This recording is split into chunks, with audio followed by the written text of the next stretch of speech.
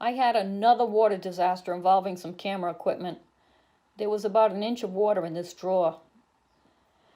Now I'm back here when it rains. I'm not out and about, and I didn't see anything dripping down from here. So the rainwater must have hitched a ride on this solar panel cable that was in here and filled this drawer up with about an inch of water. And that camera there and the lenses were sitting in the water for I don't know how long. So I think that all might be ruined, and I'm not really devastated about it because I never use that camera anyway. I've just kept it as a backup.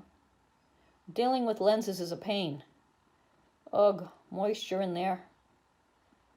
I think this lens cost as much as the camera. So what cameras do I use as I travel the country in my car? What cameras are best for the Nomad? Well, if you can have only one camera, then the best camera is your cell phone with good stabilization. No other camera is necessary. Cell phone cameras are as good as any digital camera out there as far as picture quality is concerned. It's convenient because you'll always have it on you. You're not using up valuable space because you'll have a phone with you anyway. You'll always carry it with you, so if your vehicle is broken into while you're out, they won't be getting your camera. You won't forget to have it on you, and you're less likely to forget about charging it up like I've done with my other cameras. This is an active lifestyle. You won't want a camera that requires separate lenses. The cell phone zoom is perfectly fine without changing a lens. And that camera that was ruined had terrible stabilization.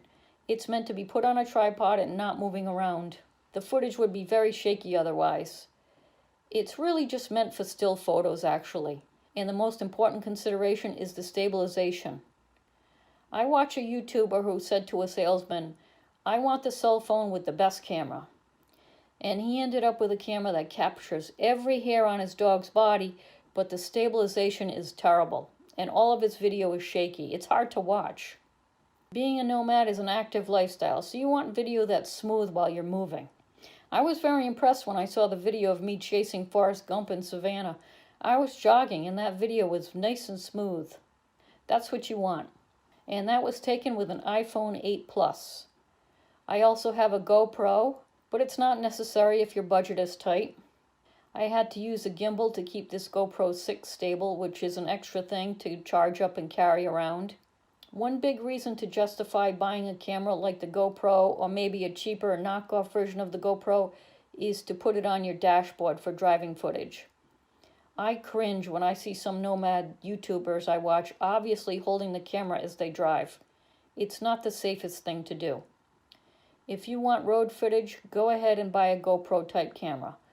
You can attach it to the dash like this, and with the right adapters you can move it around to point in different directions and just reach over and hit the button when you want to record. Some GoPros are even voice activated. You just say GoPro on and not be holding a camera and driving at the same time. The life you save may be your own. GoPros are so small they don't take up much space. They're waterproof. Not all cell phones are waterproof yet. I used my GoPro when I walked into Niagara Falls. GoPros sell various mounts so you can strap it on your body and be hands-free.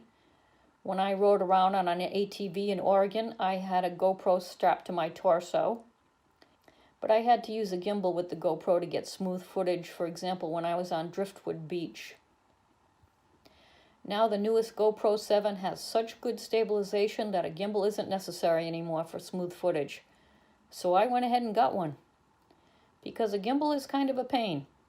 It has to be charged up. It doesn't fit my fanny pack. It's awkward. It's not very discreet. So I won't be missing the gimbal, but I'll keep it around for backup. You can mount this on your backpack strap onto something like this and record and not even think about it while you're walking around.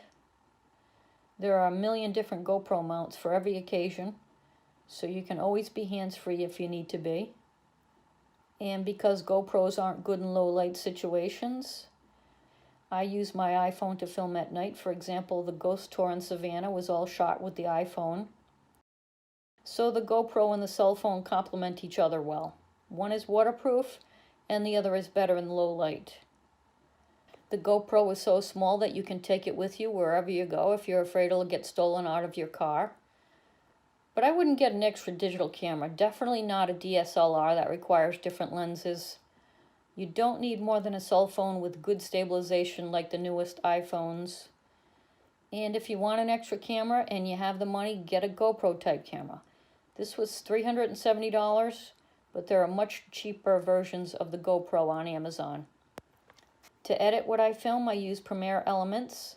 At one time, I had the much more expensive version of it called Premiere Pro, but the Pro version has a lot of extras I never used. So the Elements version is more than adequate at $70.